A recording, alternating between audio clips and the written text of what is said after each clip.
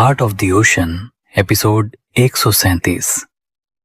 कीर्ति के अतीत का काला सच और श्लोक का अल्टीमेटम। अरोड़ा मेंशन, संजय अरोड़ा का गुस्सा और नैना की साजिश। अरोड़ा मेंशन के लिविंग रूम में संजय अरोड़ा गुस्से से पागल होकर घर का सामान इधर उधर फेंक रहे थे। उनका ऐसा रौद्र रूप देखकर उनकी पत्नी राधा डरते डरते उनके पास आईं और सहमी हुई आवाज में कहने लगीं, आखिर आपको क्या हुआ है? आप इतने गुस्से में क्यों हैं? संजय अरोड़ा ने उन्हें अपनी लाल आंखों से घूरा और चिल्लाते हुए कहा, यह सब तुम्हारी गलती है राधा। अगर तुमने उस अक्लमंद लड़की आकांक्षा को ढंग से हमारे तौर तरीके सिखाए होते तो वो आज हमारे लिए इस तरह की मुसीबतें खड़ी नहीं करती, और ना ही वो आज श्लोक अग्निहोत्री के हक में इतना बड़ा कदम उठाने की जरूरत करती। राधा को कुछ समझ नहीं आ रहा था कि आखिर उन्हें किस बात के लिए डांटा जा रहा है, पर संजय जी की इतनी तेज और भारी आवाज सुनकर वे अंदर तक कांप गई थीं। तभी पीछे से आ रही उनकी बेटी नैना ने भी अपने पापा की बातें सुन ली थीं। वो तुरंत भाप गईं कि उसके पापा इस समय आखिर किस लड़की यानी आकांक्षा के बारे में बात कर रहे हैं। उसने आगे कदम बढ़ाया और लापरवाह अंदाज में कहा, डैड, ये सब उस चालू लड़की आकांक्षा ने जानबूझकर किया होगा। संजय जी ने झटके से उसे घूरा और चिढ़कर बोले, क्या तुम्हें पता भी है कि उसने आज कितनी बड़ी तबाही मचाई है, जो तुम बिना सोचे समझे उस पर इल्जाम लगा रही हो? नैना ने अपने बाल झटकते हुए कहा, उसने जो कुछ भी किया हो डैड, पर मेरा यकीन मानिए उसने ये सब हमें बर्बाद करने के लिए जानबूझकर ही किया होगा। संजय अरोड़ा थके हुए अंदाज में सोफे पर बैठ गए और अपना हाथ अपने सिर पर रखकर बेहद हताशा में कहने लगे, हाथ आई इतनी बड़ी इन्वेस्टमेंट और वो करोड़ों की जमीन सीधे श्लोक के पास चली गई, पर अब बहुत हुआ। उस लड़की आकांक्षा को अब मुझे हर हाल में अपने काबू में करना ही होगा। ये कहते हुए उन्होंने गुस्से में अपना फोन उठाया और सीधे प्रशांत का नंबर डायल किया। प्रशांत का नंबर पिछले काफी समय से स्विच ऑफ यानी बंद आ रहा था, और इस बार भी उन्हें फोन पर वही टिपिकल कंप्यूटर की आवाज सुनाई दी। उन्होंने गुस्से में फोन को सोफे पर पटका और चिल्लाए, आखिर ये प्रशांत कहाँ चला गया है? जब सबसे ज्यादा जरूरत होती है ये गायब हो जाता है। संजय जी की बात सुनकर नैना ने राहत की गहरी सांस ली।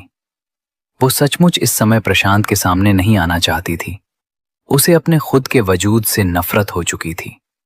कुछ समय पहले हुए उस हादसे के बाद से उसका वो बेहद सुंदर चेहरा पूरी तरह से जा चुका था, और वो आईने में खुद को देखकर डर जाती थी कि वो कितनी बदसूरत हो गई थी। अपने कमरे में पहुंचने के बाद नैना की आंखों में एक भयानक नफरत कौंधी। उसने अपने बैग से एक छोटी सी शीशी निकाली, उसे एकटक देखा और खुद से फुसफुसाते हुए कहने लगी, चलो अब देखते हैं आकांक्षा कि तुम कल सुबह होने वाले इस वार से खुद को आखिर कैसे बचाती हो। अग्निहोत्री मेंशन, कीर्ति का दर्द और अतीत का धोखा।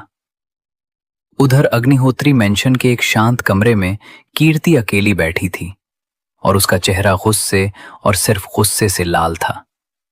वो अपने हाथ में पकड़ी हुई उस मेडिकल रिजेक्शन फाइल को देख रही थी और पुरानी यादों के उस काले दौर में खो गई कि आखिर उसे रेड मार्क्ड का ये दाग क्यों मिला था। बात 2 साल पहले की थी, कनाडा में, जहां वो अपनी डॉक्टरी की उच्च पढ़ाई के लिए गई थी। वहां के एक बहुत बड़े और नामी हॉस्पिटल में जब वो अपनी इंटर्नशिप कर रही थी, तब वो उस पूरे बैच की सबसे बेस्ट ट्रेनी थी। कीर्ति हर तरह के क्रिटिकल ऑपरेशंस में सीनियर डॉक्टर्स की इतनी सटीक मदद करती थी कि अस्पताल के बड़े बड़े सर्जन्स डिलीवरी के समय स्पेशली कीर्ति को अपने साथ असिस्ट करने के लिए रखते थे। वो पूरे मेडिकल कॉलेज और हॉस्पिटल में बहुत ज्यादा फेमस हो चुकी थी। पर फिर एक मनहूस दिन हॉस्पिटल मैनेजमेंट और स्टाफ के बीच किसी विवाद के कारण अचानक पूरे अस्पताल में हड़ताल हो गई। सारे डॉक्टर्स और नर्सों ने काम करना पूरी तरह बंद कर दिया था। ठीक उसी गंभीर समय पर कनाडा के एक बहुत बड़े रसूखदार बिजनेसमैन और पॉलिटिशियन की प्रेग्नेंट वाइफ को बेहद क्रिटिकल कंडीशन में डिलीवरी के लिए वहां लाया गया अस्पताल का कोई भी सीनियर डॉक्टर उनकी डिलीवरी करने को तैयार नहीं था, क्योंकि डॉक्टर्स के लिए उस रसूखदार नेता के केस को अटकाना अपनी मांगों को मनवाने का सबसे सुनहरा मौका था। पर वो पॉलिटिशियन भी बेहद जिद्दी और घमंडी था। उसने उनकी मांगों के आगे झुकने से साफ इनकार कर दिया। उस बेकसूर महिला की तड़पती हुई और बेहद बिगड़ती कंडीशन को देखकर कीर्ति का डॉक्टर वाला दिल रो पड़ा।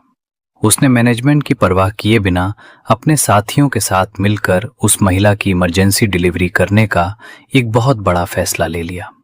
कीर्ति के इस फैसले से पूरा स्ट्राइक पर बैठा हॉस्पिटल स्टाफ उससे बुरी तरह नाराज हो गया, पर कीर्ति ने उन सब की धमकियों को इग्नोर करते हुए अपनी टीम के साथ मिलकर ऑपरेशन जारी रखा। रीम और रूहान भी उस वक्त कीर्ति की ही मेडिकल टीम का हिस्सा थे। उन सब ने मिलकर बहुत अच्छे से डिलीवरी करवा दी और एक स्वस्थ बच्चे का जन्म हुआ।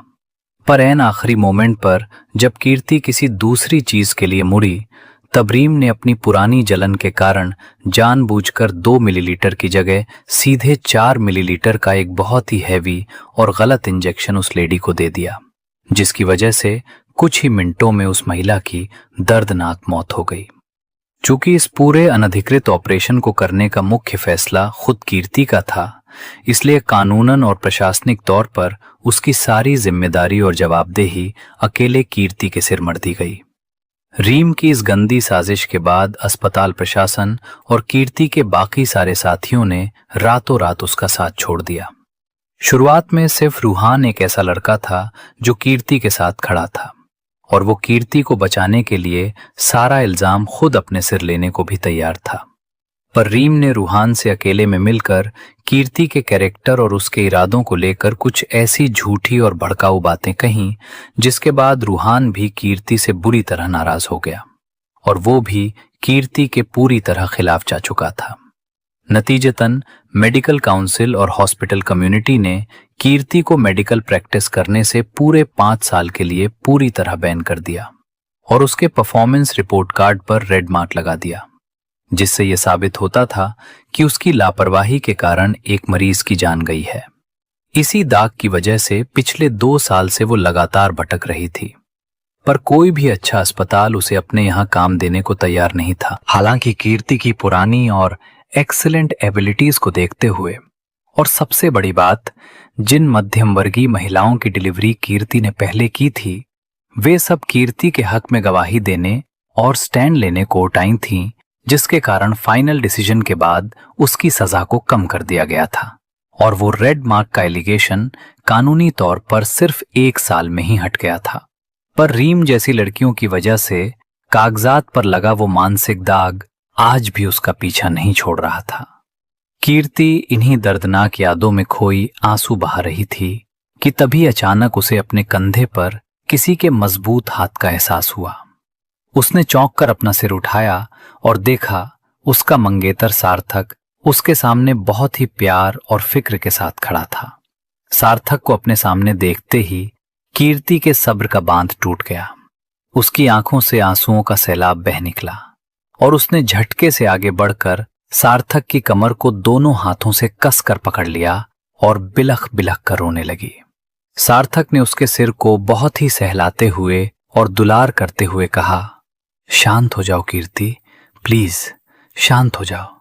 मैंने तुम्हें कितनी बार कहा है कि लाइफ में कोई भी परेशानी हो तो सबसे पहले मुझे बताया करो। कीर्ति ने रोते हुए ना में सिर हिलाया और सुबकते हुए बोली, सार्थक भाई, मेरी कोई गलती नहीं थी। मैं तो सिर्फ उस तड़पती हुई माँ और उसके बच्चे की मदद कर रही थी ना। तब भी उस स्वार्थी पॉलिटिशियन ने अपनी बीवी की मौत के बाद अस्पताल से अपना बच्चा तो ले लिया, पर मीडिया और लोगों के सामने खुद को एक मजलूम विक्टिम दिखाकर सिर्फ लोगों की सिंपैथी बटोरने के लिए मुझे कातिल और गिल्टी प्रूफ कर दिया। जबकि सच तो ये था कि उसे सिर्फ अपने होने वाले बेटे से मतलब था, अपनी पत्नी की जान से नहीं। उसने सार्थक की छाती से अपना सिर टिकाया और रूंधे हुए गले से आगे कहा, सार्थक, सिर्फ मेरे साथ ही इतना गलत क्यों हुआ? पर मैं इस घटिया राजनीति के आगे अपना सबसे बड़ा सपना कभी नहीं छोड़ूंगी। मैं देश की बेस्ट गायनेकोलॉजिस्ट बनना चाहती हूँ। सार्थक, क्या मेरा यह सपना अब कभी पूरा नहीं हो पाएगा? सार्थक को कीर्ति की यह हालत देखकर अंदर तक बहुत बुरा लग रहा था। उसकी होने वाली पत्नी बहुत ज्यादा एम्बिशियस थी, जो अपने नेक सपने को किसी भी हाल में पूरा करना चाहती थी। पर उसे साफ दिख रहा था कि अतीत के इस काले साए के कारण उसका ये रास्ता बहुत मुश्किल हो चुका था। श्लोक का विला, श्लोक का रौद्र रूप और आलिया को वार्निंग। उधर श्लोक के विला के बैकयार्ड गार्डन में माहौल एकदम बर्फीला और तनावपूर्ण हो चुका था। श्लोक एक बड़ी सी किंग चेयर पर बैठा था और उसके ठीक सामने ग्रे, नीना, आलिया, विद्या और भक्ति बिल्कुल सीधे सिर झुकाए कमांडो पोजीशन में खड़े थे। विपिन बगल की एक बेंच पर बैठा हुआ था क्योंकि उसके पैर में गंभीर चोट लगी थी। श्लोक में अपनी पैनी और जानलेवा निगाहों से उन सबको एक एक करके देखा और बहुत ही ठंडी मगर कड़क आवाज में पूछा, तुम सब आखिर इस विला में करना क्या चाहते हो? क्या तुम सब मिलकर मेरी वाइफ, मेरी आकांक्षा को जानबूझकर चोट पहुंचाना चाहते हो? यह कहते हुए श्लोक की तीखी नजरें सीधे आलिया के चेहरे पर टिक गईं। श्लोक में अपनी आंखों से देखा था कि रिंग में आलिया जिस बेरहमी और पागलपन से आकांक्षा पर वार कर रही थी, वो सिर्फ फाइट प्रैक्टिस नहीं थी, बल्कि ऐसा लग रहा था कि वो किसी भी पल आकांक्षा की जान ले सकती हो। माहौल के खौफ को देखते हुए विद्या ने हिम्मत जुटाई और आगे आकर बहुत ही अदब से कहा, सर प्लीज ऐसा मत कहिए, ऐसा बिल्कुल नहीं है। हम सब मैडम की बहुत ज्यादा इज्जत करते हैं और वे आपकी वाइफ हैं सर। हम भला उन्हें चोट पहुंचाने का दुस्साहस कैसे कर सकते हैं? श्लोक अपनी चेयर से धीरे से खड़ा हुआ। उसका ऑरा इस समय किसी डेंजरस डेविल जैसा लग रहा था। उसने अंदर जाने के लिए कदम बढ़ाए, पर दरवाजे पर रुककर पीछे मुड़ा और बर्फीले लहजे में कहने लगा, बेहतर होगा कि तुम सब इस बात को हमेशा के लिए अपने दिमाग में लॉक कर लो, और खास करके तुम आलिया। श्लोक ने आलिया की तरफ अपनी उंगली उठाई और उसे आखिरी चेतावनी देते हुए कहा, अगली बार अगर मैंने अनजाने में भी तुम्हें आकांक्षा को किसी भी तरह की शारीरिक या मानसिक चोट पहुंचाने की कोशिश करते हुए देखा, तो मैं ये पूरी तरह भूल जाऊंगा कि अतीत में तुम्हारे मुझ पर कितने एहसान रहे हैं और तुम हमारी इस अंडरग्राउंड टीम में कितनी इंपॉर्टेंस रखती हो। मेरे लिए आकांक्षा से बढ़कर इस दुनिया में कुछ नहीं है, याद रखना। ये अल्टीमेटम देकर श्लोक सीधे हवेली के अंदर चला गया। आलिया गुस्से और जलन के मारे पैर पटकती हुई उसी दिशा में घूर रही थी जहां श्लोक गया था। तभी नीना उसके पास आई। उसने आलिया के कंधे पर हाथ रखा और समझाने वाले लहजे में कहने लगी, आलिया, श्लोक सर बिल्कुल सही कह रहे हैं। अगर आज मैम को मार्शल आर्ट्स और फाइटिंग स्किल्स नहीं आती होती तो वे डेफिनेटली तुम्हारे उन जानलेवा वारों से आज बुरी तरह इंजर्ड हो चुकी होती। मैं मानती हूं और हम सब जानते हैं कि तुम सर को एक तरफा पसंद करती हो, पर तुम्हें अब यह हकीकत माननी ही होगी कि श्लोक सर अब मैरिड है और आकांक्षा मैम उनकी लीगल वाइफ हैं। आलिया ने नीना की बात का मुंह से तो कोई जवाब नहीं दिया, पर उसके चेहरे के हिंसक हाव भाव साफ कह रहे थे कि वो इस सच को अपनी आखिरी सांस तक स्वीकार नहीं करने वाली थी। उसके दिमाग में सिर्फ एक ही सनक सवार थी कि वो खुद फाइटिंग और लुक्स में बेस्ट है और श्लोक भी हर मामले में बेस्ट है, और नियम के मुताबिक बेस्ट को हमेशा बेस्ट ही मिलना चाहिए। आकांक्षा जैसी एक साधारण और वर्स्ट लड़की श्लोक अग्निहोत्री की पत्नी होने के लायक कभी नहीं हो सकती। आगे की कहानी जानने के लिए सुनते रहिए हार्ट ऑफ द ओशन, सिर्फ और सिर्फ हमारे YouTube चैनल ऑडियो ड्रामा पर।